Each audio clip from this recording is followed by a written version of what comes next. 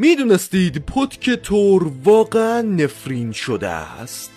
در سینمای مارول برخلاف اینکه بلند کردن پودک تور نیازمند شایستگی و لیاقت زیادیه، خیلی از افراد این کار رو انجام دادن و تقریبا هر کسی که میولنیر رو بلند میکنه میمیره. نفر اولی که اون رو بلند کرد اودین، پدر تمامی خدایان بود که در قسمت سوم تور مرد. هلا خواهر تور که حتی قبل از تور چکش رو بلند کرده بود توسط سارتور مرد.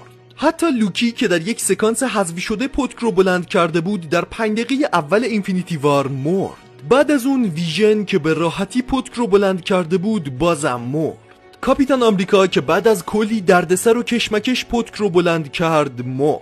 حتی جین فاستر یا همون مایتی تور که صاحب جدید میولنیر بود بازم مرد. تنها افرادی که با وجود بلند کردن میولنیر همچنان زنده موندن خود تور و چوب لباسی خونه جین فاستره.